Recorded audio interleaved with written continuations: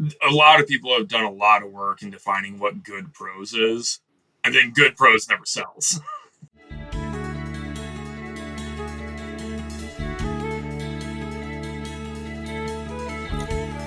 Do you feel continually let down by modern media? Do you miss the good old days, back when all that mattered was a good story and not some agenda? Do you have ambitions of picking up a pen and pad and fighting the creative war yourself? Then this is the podcast for you. Each week, I'm going to talk to a creator who said enough is enough and started making the content they wished was out there. Join us as we discuss the ups and downs of the self-publishing world. We want to help empower you to join the Iron Age of media. Welcome to Iron Age Marketing.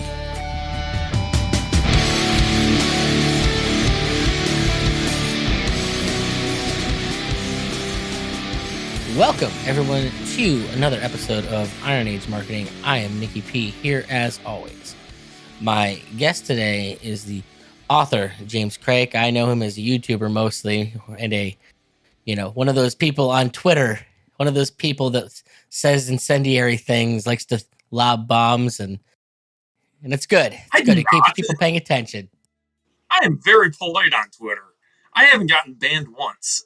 I've never been banned either. I think in the last 6 months, the first time I ever even got a strike, and it was really weird. What it was like complete euphemism that was misread, but whatever. At least I get to say I get a ban now. I'm in the cool kids club. Anyways, dude, Twitter is way too important to risk getting strikes on, man.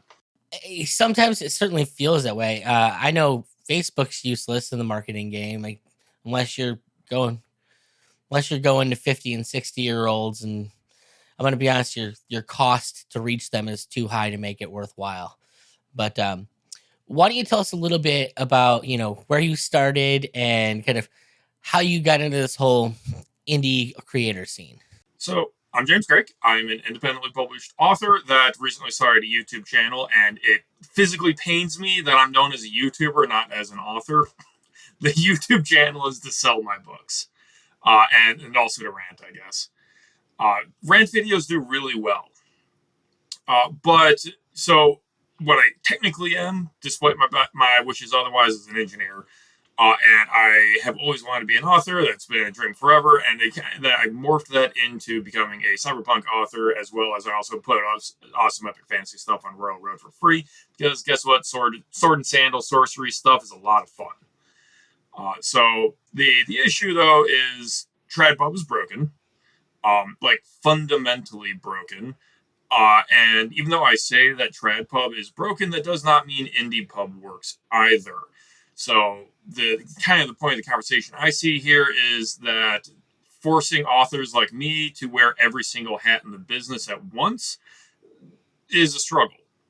I'm not wildly successful with my book publishing. Despite my efforts otherwise. I'm hoping that the grind continues up, because I am getting increasing numbers. Numbers do go up. I do get the dopamine hit. But I would rather be a full-time creative, and it's just not how it works right now. I have to be here marketing. I have to be networking. I have to run a YouTube channel. I have to do book reviews. I run a book club. I grab onto YouTubers' books and review them, even if I think the YouTuber in question is a very bad writer. So it's an interesting time for entertainers trying to squeeze money out of a dying economy. Well, what I tell people specifically is at least you're in one of the cheap ones. Like, books are of a low cost to entry. Cost to entry, yes. And ebooks are also cheap for the consumer to buy. You can get a lot of hours of content of entertainment for $3-4. I'm not the kind of guy that's going to sell a novella for $9. I don't do that. So as long as you can swing the cost of a cover editor, or I guess some people will do AI art nowadays, and then you have to solve the editing problem, and you have the time to do it, and you have the time to actually get good at the craft, which nobody should ever discount the amount of time it takes to actually get good before anyone is willing to give you their time. So I started publishing maybe 2 years ago with my first book on Amazon. I also started my Royal Road series at the same time. And obviously I love the craft. What can I say? I just need to get my books in more people's hands. So there's a couple things I wanted to key in there because this is also relating back to some of the conversations we had. Like one of the reasons I chose the Iron Age, and I know you have I guess a different opinion on what the Iron Age means.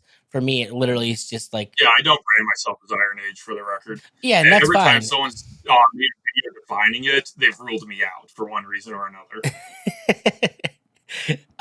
You're a hipster. You just don't want to be a part of the cool kids club. You know, that's all it is.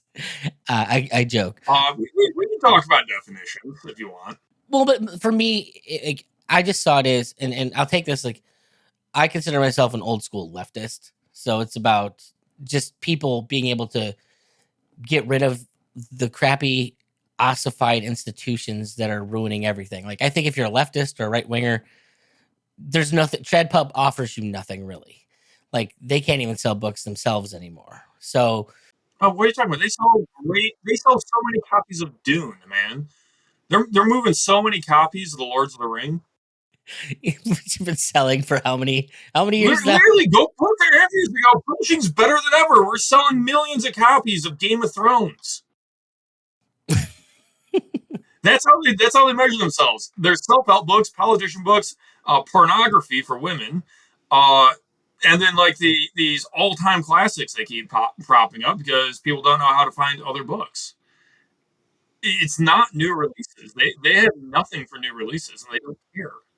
Well, but the problem is like when you opt out of doing that system, you have a lot more freedom. But the problem that you run into is that the new system is not developed. Like, you don't have all of the layers of support staff. Like, the part of the thing that was nice Right? about going You don't to have was like member. was going and having a marketing team. You know, like, their all only job is to go and sell you to people and introduce you to people.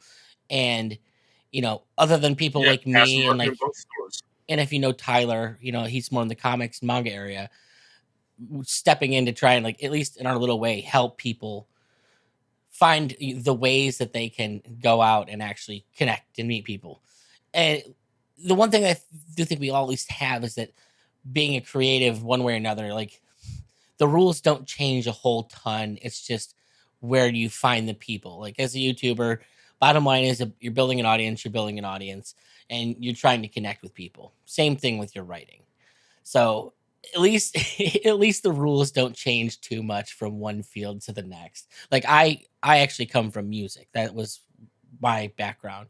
And so after years of performing in bands doing nothing, I decided I had to go and learn marketing because I was tired of playing to empty rooms and needed to get people out to the damn shows. And as a lifelong, reader and science fiction horror fan, I decided to kind of start paying it forward, whatnot, and help in the small ways that I can. And by no means am I like the end all be all. I've got like some LA publicist friends that I'm like, I don't even understand the craft that they do at their level. But there's like psychological things that I can help small creators work with. Um, Now, that said, what are the big things, I guess, the biggest hurdles that you've found jumping into the self-publishing scene? So I, to be fully honest, I think the biggest hurdle, or perhaps the biggest danger, is learning when you are getting toxic positivity. People that are being supportive of you because they like you and are basically blowing air up your skirt and saying, "Yeah, your book's great," when it's actually not that good. My first book has a lot that's good about it, and when you can say that there are things good about a book, that instantly puts it in like the top 25%, right? But my book had problems, and nobody was pushing back on me when I went to go publish that because I was potentially talking to the wrong people. I'm still mostly happy with my first book, uh, but if I had stuck out for like one more iteration, uh, I would have launched with a much stronger material. Then you run into the question, of course, of not knowing how much art is worth. Uh, what's your experience with commissioning art? Have you done that? As far as like having people make art for me, I mean, I've done a little of it myself in like the music. Like, hey, I need a piece of music, for this particular thing, and it's worth what it's worth to who it's worth at that particular time. Like, there is no way to value anything. It's which is one of the things I do cover in the marketing side of things, is that understanding that value is completely subjective. Your job as a creative is to tell people what it's worth. I've had gone over and over again, like, people are charging like either too small, like, like, why are you just giving this away? Like, people are gonna assume it's a shit book because you're only charging $2 for it. Like, nothing that's $2 can be worth my time, so I'm never gonna buy that book. Whereas you'll have people that are charging $25 for something that's like 100 pages long, and you're like, I'm sorry, there's no 100-page book worth $25. And certainly if I'm not paying for a hard copy. And so, yeah, reaching a value is super difficult. Right. There's a lot of like insider knowledge when it comes to pricing, because you have to figure out what other people are doing, and if you're like overpricing or underpricing compared to them, as well as how the platforms will interact with the price of your book. Uh, and even then, like, you'd probably be shocked how much the actual print cost of my books are. Like, I sold my latest book here, Game of Coin, for $17, I think. Uh, but because of the paper stock, the cover quality, the printing, the shipping, and all that, and then the cuts to the middlemen, I'm getting like $2 in royalties. Yeah, no, that sounds about right. When you know that's how it works, you go, yeah, that sounds right. For the length of the book you wrote, for the quality of the book, sure. But I've had so many people like on the street. I talked to them. You're like, "Oh, you sold 100 books when that was my milestone. Wow, man, you made $1,700." I was like, "No." Well, what's really funny is, like, so I one of my friends and a guy, my clients, um, his first book, in an effort to make sure that it hit bestseller status on Amazon so that it could be pushed through the algorithm. He's sold, I think, his first like 1,000 copies for like $1, just so that you could get him out there, get it in the algorithms, getting pushing. And by the way, it still gets pushed today because he did that thing, but he makes practically nothing off of a book because Yeah. So, Game of Coin is all right. Let me grab. Here's my first book, Fashion Black Zone Book One, Faceless. Uh, I just released the sequel. I have the third book drafted out. And right now, all of my books, I believe, the ebook is at $3 because that is the lowest price that Amazon won't suppress it. Because Amazon doesn't want to give people free books. Amazon wants to make money. They will actually suppress free ebooks in favor of ebooks they can make money off of. Uh, which is why currently the three books. But as soon as that third book comes out, I'm going to drop Faceless down to zero royalties and just not care, because the point is to get them into a series that has two other books, and then I'm going to get fourth book, fifth book, sixth book, so on. it's your loss Um, leader. yes, the first book of a series, you basically need to treat as a loss leader, especially because it's going to be the worst book in the series, almost certainly. Because, like I said, that was my debut novel. I'm significantly better 2 years later. One of the things I've found interesting in talking to others, so like, I was unaware of like how little people get for like Audible books. Like, you go and you could take the time and money it takes to release an audiobook, which frankly is the future of how people are going to listen to books. It's just going to go that way because it's too easy. I believe this. But the bottom line is, like, you make nothing off of it. It depends on the type of book being written. Like right now, I'm listening to Legionnaire, the first book in the Galaxy's Edge series. I'm really liking it, for the record. And that kind of action schlock, yes, that is correct to consume as an audiobook. That is the best way to consume it. Or even better, they can make it into an audio drama. But books like Frankenstein, for example, that I just did my book club on, you would never want Frankenstein as an audiobook. It's better in written form. I think I've listened to Frankenstein as an audiobook. Bear in mind, like, I'm going to read at least 100 books this year, and they're going to be Nice. I'm coming up on 60, I think. they're going to be almost exclusively audiobooks, just because I don't have the time to sit and read physically. I have too much shit to do. I spend a lot of time driving, so Yeah, but if you're multitasking, you're not really consuming the book. That's the problem. If you're distracted, it's not getting your attention. So that's why lighter reads are worse. I think there's stuff that, like, if it's good, I go back to it. And obviously, I do have a large physical book collection that I do like to read. It's just, unfortunately, like, to cover all of the bases that I want to cover. And I'm sure especially being in the indie sphere, is there a lot of stuff that I'm necessarily going to want to go back and read again? Probably not. I'm going to find the stuff that I love and that I fall in love with. I'm going to be honest, as far as writing goes, like for me, Clive Barker's the peak, and I haven't read many people that like write prose like Barker does. So it's Prose is a weird discussion. Uh, a lot of people have done a lot of work in defining what good prose is, and then good prose never sells. well, truth, he's known for the Hellraiser movie. Like he wrote a ton of great short stories. His claim to fame was Stephen King saying, "I've seen the future of horror." And it's Clive Barker, and ultimately, he's known as the guy who directed and wrote Hellraiser. But whether or not good prose is, I enjoy what he does, and it feels just like it feels like a better read to me than like, frankly, Stephen King himself. Like I've read very little King.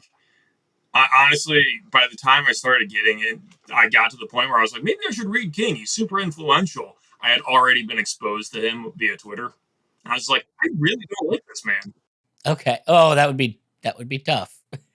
I don't know. I read Stephen King's The Dark Half when I was in like fourth grade, so probably little early to be reading Stephen King at any rate. But so, well, tell me a little bit about your we'll say your cyberpunk series, because that's the kind of stuff I'm into. What's the idea behind this series of books? So I think that cyberpunk genre has been trapped by itself. Basically, it's stuck in the 1980s in a lot of ways. For example, Cyberpunk 2077 that came out, big splash, glitchy mess. That is an IP from the 80s, and it has a lot of themes and concerns that were pertinent at the time that no longer make sense. Like the genre is pre-internet, even though it's about the internet in a lot of ways. So that to me makes it ring really false nowadays when we know certain things. Like we're all watching Neuralink, and we're all kind of hesitantly going like, okay, yeah, if they can fix this, it's probably going to be the normal thing to have, brain machine interfaces. But hey, look, all the monkeys died, right? Like nobody's really jumping to rip out all their flesh in favor of Chrome, which was one of the major concerns of, oh my god, technology is consuming my soul. Well, see, it's funny. The way you ask that, you say that is actually what's interesting. The bottom line is that all those guys that wrote that stuff, they didn't write it as cautionary tales. They wrote it as like this beautiful future that they couldn't wait to be a part of. I mean, you get into a lot of the trans movement stems from those people and their desire to shed the skin and become one with the singularity. Like those guys, a lot of the guys in the cyberpunk movie are strange. Cyberpunk 2077, or its predecessor, 2020, was not pro transhumanism, as far as I can tell. Like, as soon as you introduce cyber psychosis as a key mechanic, you are not in support of ripping apart your body. I think I guess there's certain people that maybe were that. I think there are like there are secondary movers that latched onto it because it's a really cool aesthetic. Well, Kurzweil is the guy I'm thinking of in particular that really is a complete nut job about all of this. But yeah, I was always weird when I saw Cyberpunk 2077 come out, because for me, I knew Cyberpunk as a board game that I used to play with my buddy's dad, like when I was a kid. Not a board game, but like tabletop RPG. And like I just remember how much I loved the classes in that game compared to like standard D&D. I'm like, you mean like I can be a hitman and like just go out and kill people and like get cybernetics? This is the best version of RPG. How do we do more of this? So from a philosophical like position, that absolutely is right up my alley and like totally all about it. Now, do you have a like hero protagonist, quote unquote, to reference that's a very strong central character? Hero protagonist, the guy from Snow Crash. Which I always thought was probably the best joke of that book, was like literally like just tell you exactly what we got here. So yeah, like I said, the main character is Detective Blackstone. So in a sense, it's not cyberpunk. It's technically tech noir because the main character is a police officer. He's not a punk. And that was my next question. It sounds very noir. Yeah, it's technically tech noir, but no one knows what the hell tech noir is. Cyberpunk is branding, it's marketing. People know what they're getting into. Like, they open the book and it's like corporate VTubers and holograms and virtual reality Matrix level. People are flying around on hoverboards. It's got all the cool crap of Cyberpunk, even though it's technically a noir detective story. Sue me. But yeah, the idea is that he's like the one guy that still cares.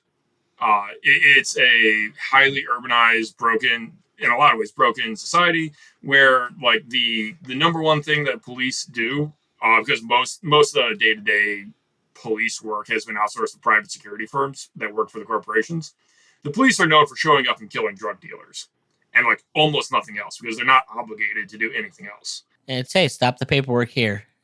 But yeah, Detective Blackstone is the one that actually shows up when people have problems and genuinely tries to help, even though everyone hates him because he's a cop. Okay. I don't know why, for some reason, like thinking about that's reminded me of Brazil a little bit. Only I hope less dystopian than Brazil is. Surprisingly, it's not a dystopia. It was like meant to be a dystopia. It's this walled megacity where no one's allowed to leave, ruled over by a technically fascist government, where the police have authority to just kill people left and right. Okay. And yet it's better than current day somehow. I don't know, sound much different than current day in a lot of places. Exactly. But the big difference is the government doesn't really care how you live your life. They aren't prying in to try and read your brain Big Brother style like we're currently seeing. They just don't care. As long as they stay in charge, everything's fine. Interesting. Now, I'm obviously there's a lot of politics involved in there. Is that like, did you go into writing a book like very politics heavy? Ultimately, the book you're writing is very similar to one I tried to write and then decided it would be too damn preachy if I tried to write it. I might as well write a philosophical book as opposed to an actual fiction book.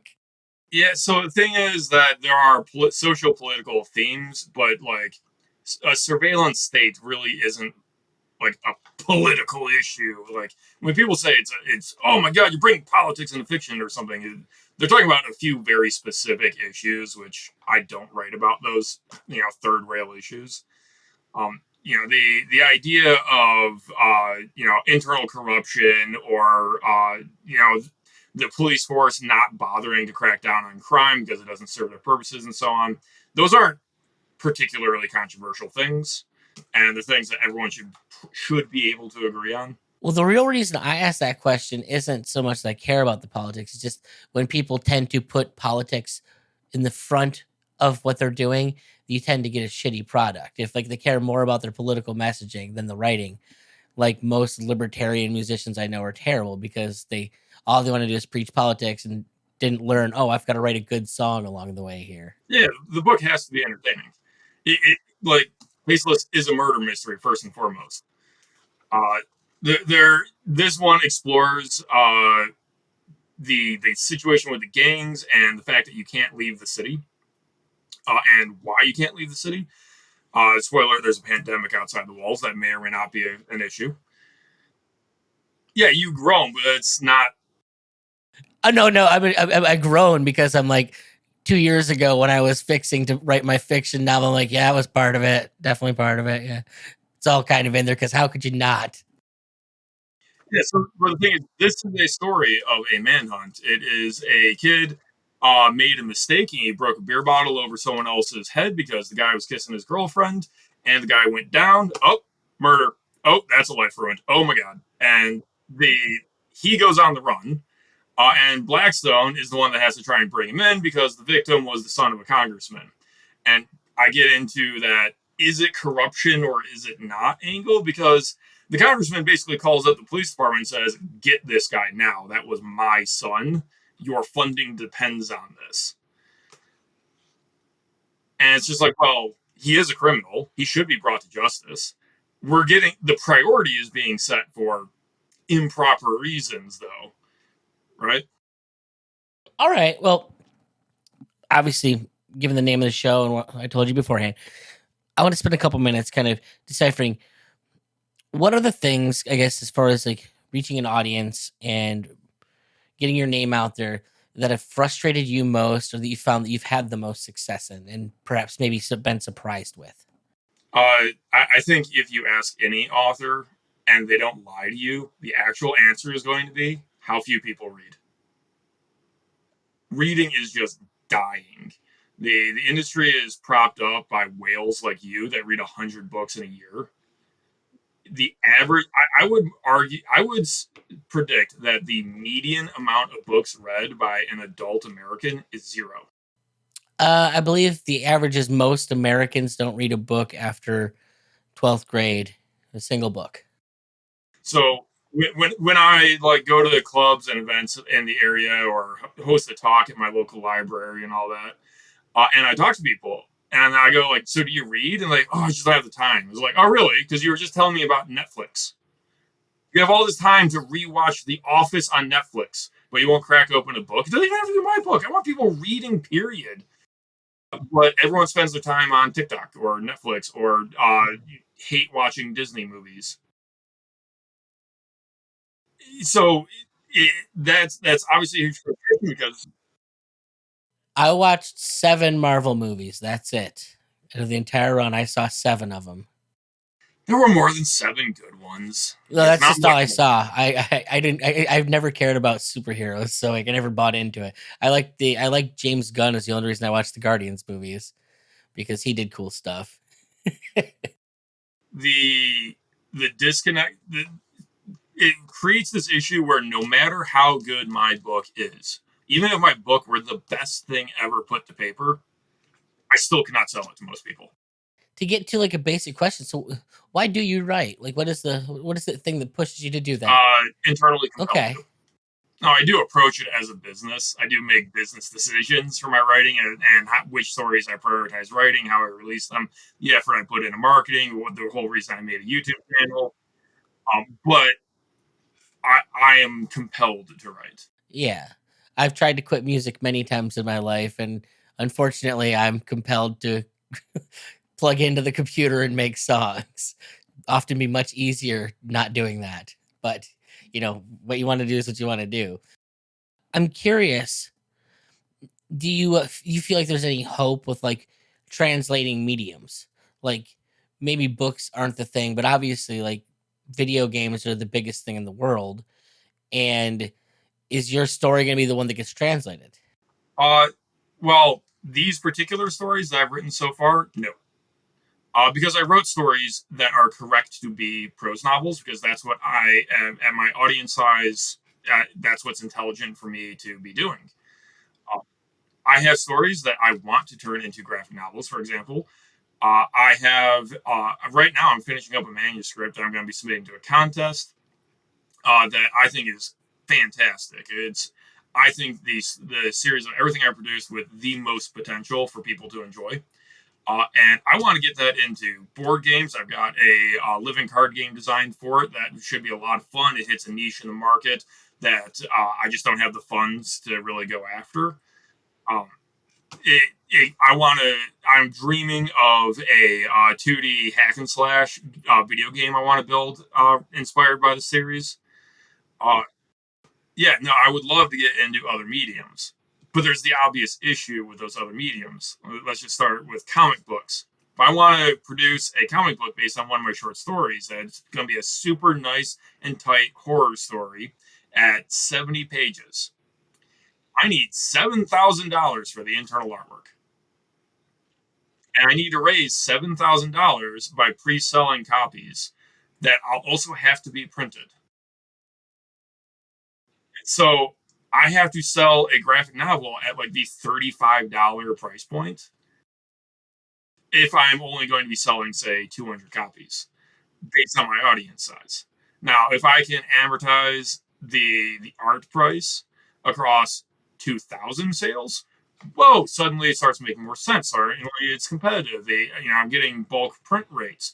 If I can split it over 20,000 sales because I have this enormous reach like Eric July has, whoa, suddenly I can sell that graphic novel for like $15. And suddenly that's when it starts making sense for people to buy it, because a 90-page graphic novel is maybe 2 hours of entertainment. So I'm asking them to spend $7.50 an hour, which is that's luxury rates of entertainment, and that's at the wild success mark. $35 for 2 hours of entertainment is absurd. Well, but I will argue, like, what are we getting entertainment wise out there to compete? Like, if you're giving me good entertainment, I'll pay for it. Well, on the other hand, though, I could sell you a paperback. I could sell you a paperback for $17, and this is 10 hours of entertainment. So I'd almost be competing with myself in a sense. Uh, and then obviously the math just gets more absurd. Like if I want to release a simple game, like I said, a 2D hack and slash, I'm probably going to need $500,000 in funding for the assets and the programming, coding, and development, and marketing and such. How would I raise $500,000 with a large audience? Well, but that's the thing. The bottom line you can't get around is it doesn't matter what you're doing. Like you do need an audience. You need to attract people, and all does come back to the marketing. That's why I do what I do. And I guess my frustration is like I was watching your interview and Sanderson talking about, well, everyone's got to go and become a celebrity to bring readers in. You can't just bring people in. I think Sanderson forgets that the reason Sanderson is a thing is because he took over and gained pretty quick celebrity for being the guy that finished the Wheel of Time books. He didn't spend necessarily. Right. But that was an opportunity that went to him because he proved himself to a industry that he had creative talent. Absolutely. And they said, okay, so we have a machine that we can slot you into because of an untimely death, which, by the way, Robert Jordan said basically anointed him as his successor. Yeah, absolutely. I remember. My dad was a Wheel of Time guy, so I remember when it happened. Okay, don't hate me. I've never finished Wheel of Time. It gets so boring. I've not read a single book, but I take it for what they are. They seem like they're too politics for me for the same reason I never got into George R.R.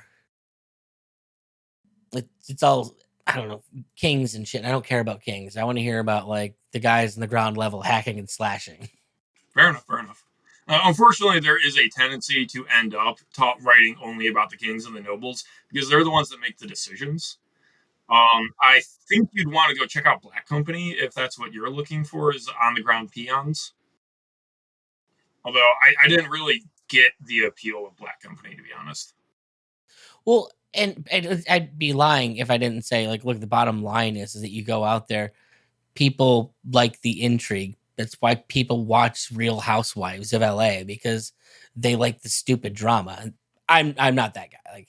Like that's why, like, when I saw people getting really into creating like new pulp, like I'm like, oh, I like that. That's my kind of thing. Give me more Lovecraftian kind of shit. It depends. I'm very leery as a consumer of people that are just like, oh my god, I am writing a return to form, going back to basics, like the good old days of Robert E. Howard. And it's just like, bro, I can read Robert E. Howard instead. Why would I read yours? I can read 80 years of people working with publishers writing more Conan stories that nobody likes. Why would you be any different? Well, I mean, but that's because some writers are better than other writers. I mean, the bottom line is, sure. Yeah, but if you market yourself as return to form, you're then getting compared against one of the most successful fantasy stories of all time, and that's not a favorable comparison. I guess for me, you're marketing like, when you're doing that, you're not marketing yourself as a return to form. What you're doing is saying, here's you're comparing yourself to something in place in somebody's mind, like, hey, this is what we're like. I mean, to me, it's always like the what are you like and how much does that matter? Like one of the things I struggle with writers is that they all want to talk about their story, and they're all kind of the same. Like there's only so many fucking stories. Like we all know that, and we kind of ignore it because we want the new story. For me, like I find so few writers focusing on what does matter, which is your main character. Like if you have a main character that I resonate and can kind of see myself into, like why the fuck does everybody like Sherlock Holmes after all these years? Because he's just the character himself is something that you find something that you resonate with. The question I always ask is, If you look at the X-Men, is there a single person on the planet who doesn't have a favorite X-Men that knows the X-Men? Like within them, you find the thing that you gravitate towards. I like Beast and Nightcrawler. Those are my guys. Some people like Cyclops. I think Cyclops is the worst character ever made, but he does kind of make the other characters cooler by comparison. So I have definitely heard and seen people that fit the mold of what you're describing, but I want to defend myself because for me, for my series, the main character doesn't make sense until you realize that the reason he's the main character is because he is a reaction to the setting, and the setting is important because it is a reflection of today, cranked up to 11 with some cool technology and waifus and stuff. So I do have to lead with a discussion about the setting, the tone, and such, because the character is the contrast point. He is the guy that says, "No, I am still going to be a good person." I'd never say that the story doesn't matter. Like the bottom line, like I want a horror story, I want a science fiction story, I want a cyberpunk story. That's very important to what you're doing. Like it's not unimportant. It's just I think some writers tend to like I'm rewriting Tolkien here, and I've fixed all the problems. Like, really, you're just telling a story, bro, and it's either good or bad. You got to give me a finger hold in there. What's the hook? What's the thing that makes it different? And they're usually, if you're focusing on story, there's usually not much different between your story and somebody else's, frankly. Right on. Well, it's certainly been an interesting episode. I have a feeling that we could be antagonistically talk about a lot of interesting things. Antagonistically, this is called an entertaining conversation. They're all entertaining. I like those kind of conversations. I'm sure my wife is listening somewhere going, did you just yell at him the whole time? And I didn't yell. That's all on this end. Like I'm a crazy person that watches people on the internet and I yell, "God, you're missing this. What you forgot all about that." So I talk to myself a lot. And she assumes that I'm going to do that with people on the internet, as opposed to like, try and have a normal, nuanced conversation about, where we can find common ground and ways that we can help, other people do stuff. So I've had a lot of fun tonight, to be completely honest. So, where can we send people to get them to check out your books, learn more about you and all that? So I do have a WordPress, jameskrake.com. It's my name. The link should be in the description. You can find my Epic Fantasy over on Rural Road, which that's a horrifically long link. Good luck with that. You can find it on my website. My Twitter handle is @KrakeJames. I had to reverse it because someone has a defunct Twitter handle of my name. So that's yeah. And obviously my YouTube channel @JamesKrake. Awesome. Well, thank you so much for coming on today, James. Hopefully get some people to go out and take a look at your books, buy them, buy all of them. That would be very nice. Leave reviews, tell friends, leave them in strange places for other people to find. Do the manga thing, right? Make memes. Actually, here, I'm going to ask a really pointed question. What is the thing that you would most like someone to do after they've read a book of yours? Well, the generic answer is leave a review on Amazon because I need to get to 50 reviews and the algorithm changes. Books with more than, or maybe they've changed it because we figured it out, but you need to hit a review threshold for you to actually get promoted.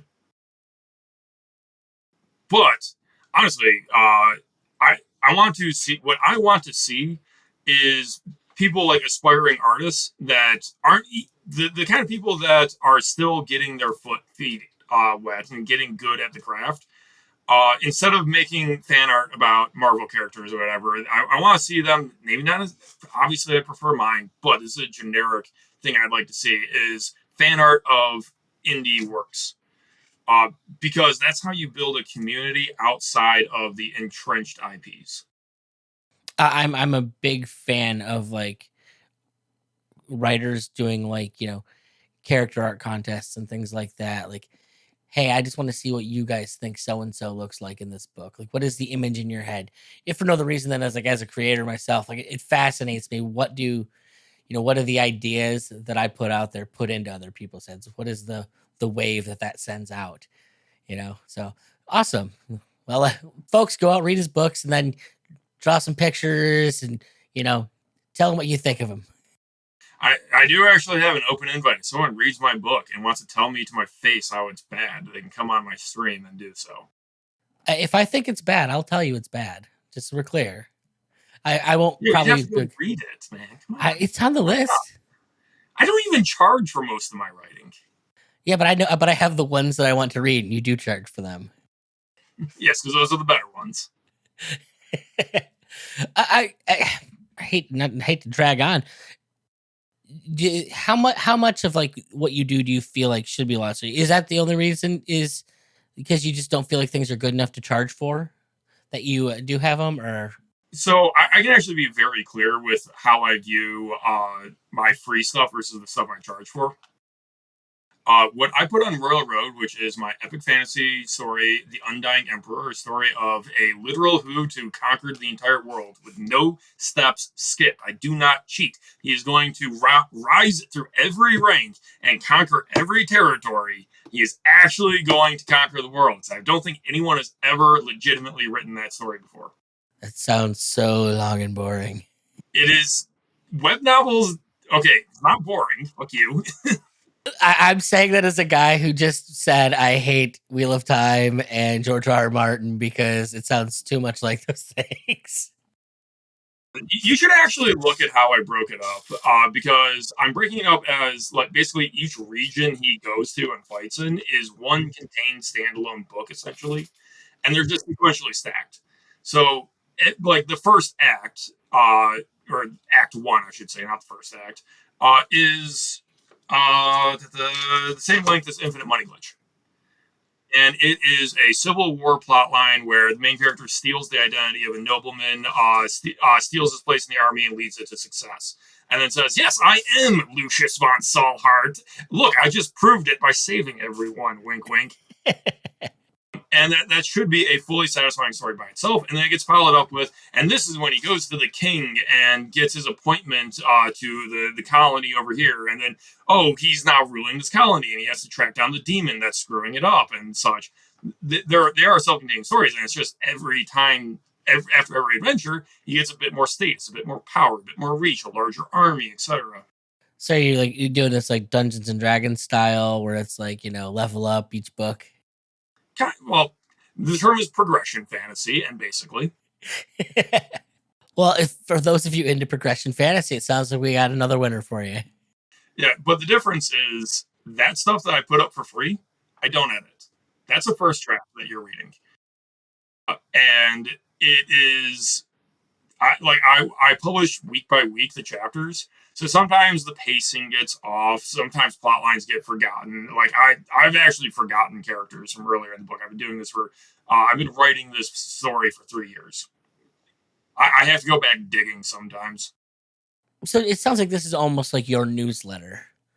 Like it's like the thing that you do. That's kind of like, so you always have a steady stream of content going out. Yeah, I have on average 1,400 people reading every chapter. They won't convert to science fiction though. It drives me crazy. Who are the people that actually made Hollywood take notice because of how powerful a block there? It's the Lord of the Rings people, because they're the people that actually do still read books and they care about that stuff. So I mean, it's that audience is that audience. I think with science fiction, one of the things you're always going to kind of run into is that it is as cool as whales like me are that like reading shit like Snow Crash. The bottom line is that stuff is so visually interesting. Like there's a lot that you can have when you're visualizing. And so like I think people tend to go that way. No, I actually think it's the other way around. Most science fiction is either complete aesthetic nonsense if you actually get into it with an engineering mindset, or it's grunge.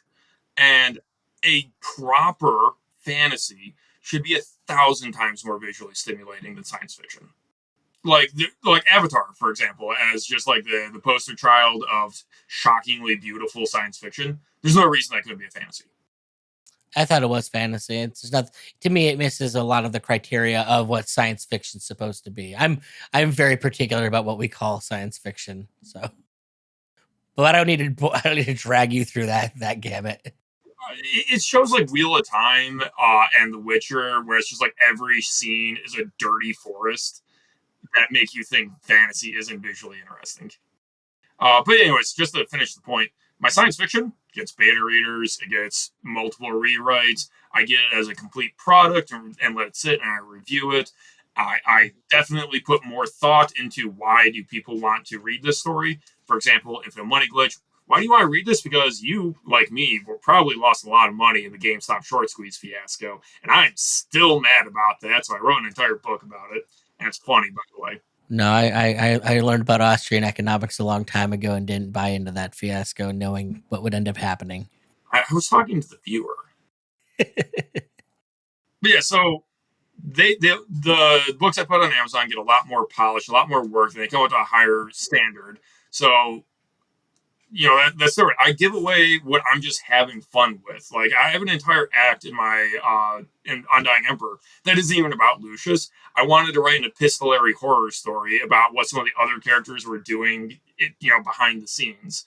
And so I have a 20,000 word novella in there in a completely different style, but completely different characters. It's just the same world, and it's written in a completely different tone. And I think it's the best thing I have in the web novel. And people are just kind of like okay with it because I give it away. Okay. Well, okay, last question. Do you think they should eventually make a sequel to The Matrix? I kid. I don't know how to respond to that. No, they never should. They never should, and they never did. I have complicated feelings about The Matrix because it's obviously incredibly inspiring. It impacted Hollywood heavily. And then I read the source material. And yes, there is source material. It's horrifically dull. You mean all of the guys that they ripped that off of directly? No, I'm talking about Simulations and Simulacra by Jean Baudrillard as well as Plato. And I've listened to some of the interviews Jean Baudrillard had about it, and I realized how stupid the Wachowski siblings are. They basically stumbled their way into a good movie that they don't even understand. Well, hence they thought it needed sequels and made a bunch of terrible things. Like the thing with The Matrix is it was a great philosophical movie and gave you a lot of ideas to think about. And then they tried to expand the world, and that's the worst thing you can do with that kind of fiction. They lacked the competency to expand it. You definitely can expand off of Matrix 1. It was not the way they did that, though. So you think that someday we should make the Matrix sequel and have it be good? Or is it going to be? Or are you gonna be? Is it going to be your books that make those movies? That's what they're going to base it off of. I would love to see, not as a movie. Bastion Blackstone needs to be a miniseries. Okay. Yeah, let me get like 7 novels out, and you can all the mysteries can get interspliced because there's actually a lot of simultaneous action. I've got a whole timeline document about like Gamma Coin opens with one of the characters listening to a news report about a riot, which is the instigating action of book 3. So everything's actually really meshed together and cool, and would make a perfect miniseries, in my opinion. Well, where was this like 6 years ago when Netflix was just throwing development deals for science fiction shows? 6 years ago, I had just graduated college, more or less, and I was getting my day job career established, and I drifted away from writing at the time. And it took the lockdowns for me to look at myself and go, holy crap, I'm getting old, and I have not pursued the thing that I always said mattered to me, which was becoming an author. Right on. That's a perfect way to end everything right there for me. So, thank you once again for coming on here, James. You have yourself a good one. Do you fancy yourself the next Tolkien, Lewis, or Barker? Maybe you just have something subversive to say. Hopefully this podcast is helping you. But maybe your ambitions are just a little bigger than you can handle on your own. Head over to ironeadsmarketing.com and let Nicky P help ensure your book doesn't release to nobody.